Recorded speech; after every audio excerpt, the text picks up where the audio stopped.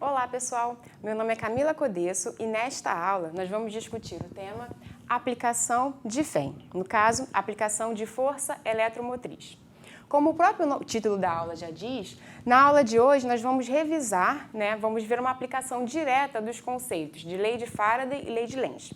Para isso, eu gostaria de começar a aula revisando esses conceitos. Então, para começar, nós já discutimos que, dado uma espira que está submetida a um campo magnético externo, nós temos que a variação temporal do fluxo do campo magnético é igual a menos a força eletromotriz.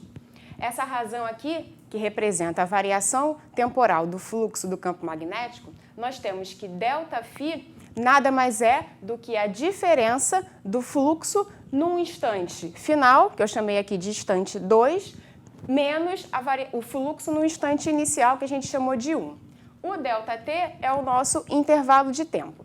E a letra E cursiva representa a força eletromotriz, que é uma diferença de potencial. O sinal menos é interpretado pela lei de Lenz, que significa que, neste caso, vai surgir na nossa espira uma corrente induzida sempre no sentido de se opor a essa variação temporal do fluxo do campo magnético. Agora, como que a gente pode variar o fluxo do campo numa espira? A gente pode ter dois casos. Por exemplo, eu posso ter aqui um campo magnético que o seu módulo varia no tempo. Ou seja, à medida que o tempo passa, a intensidade do campo magnético que atravessa essa espira muda. Isso é uma forma da gente variar esse fluxo. Uma outra forma é a seguinte: eu posso alterar grosseiramente a área da minha espira. Eu posso pegar a minha espira, por exemplo, e amassá-la. Quando eu mudar a área, eu vou estar mudando o fluxo do campo magnético nessa área. Então, o nosso objetivo vai ser o seguinte: nós vamos analisar nesta aula um caso onde a área do meu circuito é alterada. Com isso, eu altero o fluxo do campo magnético através dessa área e a gente vai calcular, para este caso, qual é a força eletromotriz e qual é a corrente induzida no nosso circuito. Vamos ver este caso no próximo quadro. Então, vamos ver como que a força eletromotriz se comporta quando nós temos um circuito de área variável. Para isso, vamos considerar um circuito formado por uma barra móvel, que está aqui representada por AB, e pelos trilhos que compõem o nosso circuito. Os nossos trilhos são C, D, E e F. Então, eu tenho aqui um circuito fechado e neste circuito eu tenho uma barra que pode se locomover livremente por este circuito. No caso aqui do meu desenho, essa barra está se deslocando para a direita. Então, vamos considerar um dado instante inicial de tempo que eu estou chamando de T1. Vamos calcular como que é o fluxo do campo magnético através dessa área. Nesse instante T1, eu vou considerar que a minha barra está aqui nessa posição AB e eu vou considerar que ela está distando, que ela está a uma distância que eu vou chamar de S1 do meu trilho DE. Então, eu tenho aqui a minha barra AB, ela está a uma distância S1 do meu trilho DE. Nesse instante de tempo, nós temos que essa área é definida, pela minha barra AB. Então, nós vamos calcular como que é o fluxo do campo magnético através dessa área. Lembrando que todo o nosso circuito está submetido a um campo magnético externo uniforme B. Nós já vimos que o fluxo do campo magnético, vou chamar de fluxo 1, ele é igual ao módulo do campo magnético vezes a área vezes cosseno de θ, onde θ é o ângulo entre o vetor campo magnético e o vetor normal à área. O vetor normal à área é um vetor que faz um ângulo de 90 graus com a superfície em questão. Aqui, no nosso caso, o nosso vetor normal, ele pode estar apontando tanto para fora da nossa superfície, tá? Então, ele está perpendicular ao plano do quadro, mas pode estar apontando para fora ou pode estar apontando para dentro. A gente que define para onde que nós vamos colocar o nosso vetor normal. A única imposição é que ele deve fazer um ângulo de 90 graus com a superfície que a gente está considerando. Se eu colocar o meu vetor normal apontando para fora, a gente pode observar que ele vai fazer um ângulo de 180 graus com o meu vetor campo magnético. E se eu substituir aqui na minha expressão um θ de 180 graus, isso vai me retornar menos 1. Só que, para esse caso aqui, eu vou estar interessada apenas no módulo do fluxo do campo magnético. Então, o menos não vai fazer muita diferença, tá ok? Então, não vamos precisar nos preocupar com esse caso. Então, o que nós vamos ter aqui é o campo magnético vezes a área em questão. A nossa área, ela é definida, né, pela base vezes a altura. Então, nós vamos considerar que a nossa base é S1, que é a distância da barra AB até o trilho DE, vezes o comprimento da nossa barra, que eu vou dizer que vale L, que é o mesmo comprimento do trilho. Então, nós vamos ter aqui que no instante T1, o fluxo, ele vale B vezes a área, que é S1 vezes L. Ok? Num instante de tempo posterior, a nossa barra se deslocou e veio agora para essa nova posição, que eu representei por A' e B'. Para esse caso, nós vamos considerar agora que a nossa barra está a uma distância que eu vou chamar de S2 do nosso trilho DE. E nós vamos proceder da mesma maneira para calcular qual é o fluxo aqui nesse caso.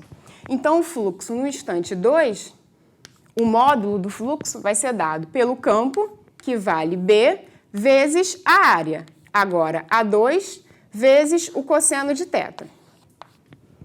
Aqui, para a questão do ângulo, é o mesmo que a gente já discutiu anteriormente.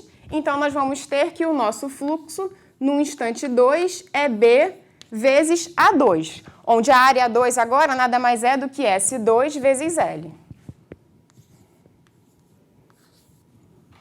Então, a ideia que nós temos aqui é, com o deslocamento da barra, a gente tem que o fluxo do campo magnético através da área vai mudar, porque a nossa área está mudando.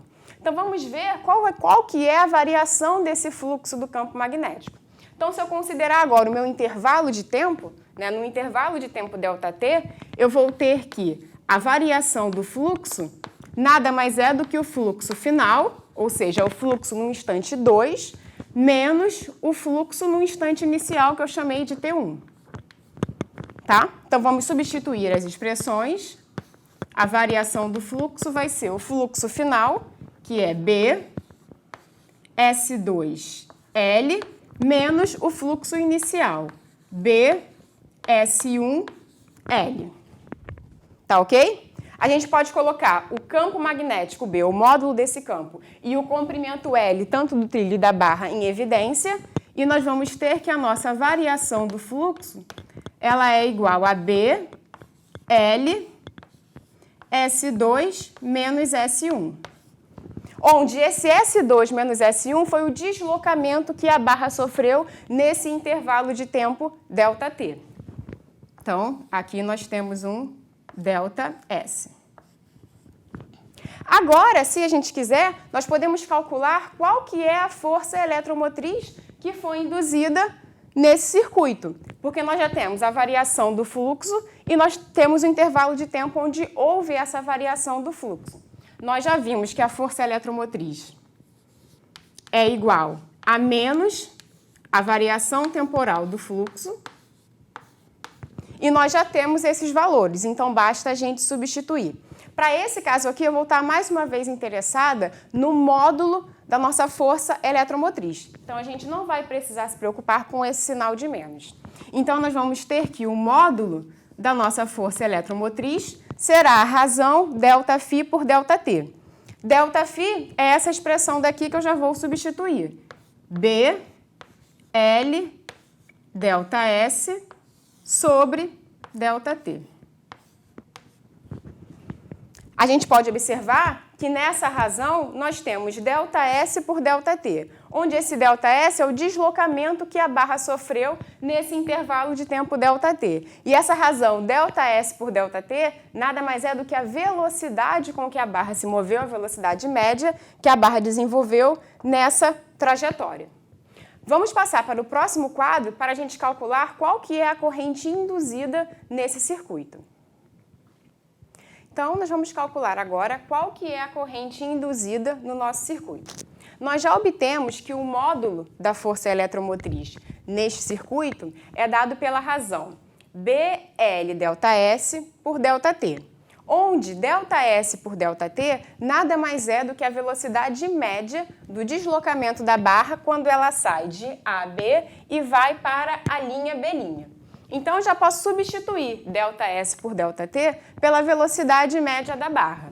Então, nós vamos ter que o módulo da nossa força eletromotriz é dado por BL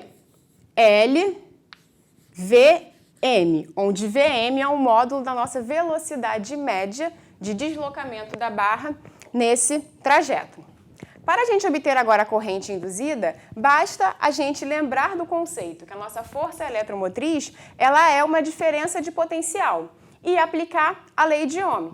Então, nós temos que a FEM, né, a nossa força eletromotriz, ela é igual a R vezes I, onde I é a corrente que será induzida neste circuito, partindo do princípio, né, que o nosso circuito é composto por um material condutor, ou seja, ele tem elétrons livres, e R é a resistência desse circuito. Então, o que eu vou fazer aqui é apenas substituir o módulo da FEM na nossa expressão. Então, nós temos que BL VM é igual a RI. Logo, a nossa corrente induzida, ela é igual, a intensidade dela é BL VM dividido pela resistência do circuito.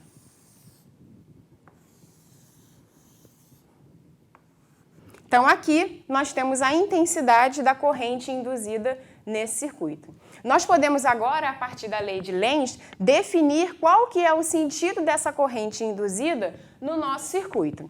Nós temos que a nossa barra AB, ela se desloca para essa nova posição representada por A', B'. E quando ela faz esse deslocamento, a área do nosso circuito aumenta. Com isso, nós temos mais linhas de campo magnético atravessando essa área. Logo, deve surgir nesse circuito uma corrente no sentido de se opor a essa variação. Logo, o sentido da corrente que vai aparecer aqui no nosso circuito deve ser uma corrente que na barra, né, ela está subindo. Então, aqui é o meu I induzido. Então, o sentido da corrente que surge aqui é no sentido de se opor a essa variação. Quando a minha barra se desloca, mais linhas de campo atravessam a área. A corrente induzida nesse circuito vai gerar um campo magnético induzido que aponta para fora dessa área aqui, enquanto que o B externo ao nosso circuito está apontando para dentro. Então, essa será o sentido da corrente induzida. Eu espero que vocês tenham compreendido os conceitos da aula de hoje. Nossa aula encerra-se por aqui. Até a próxima videoaula.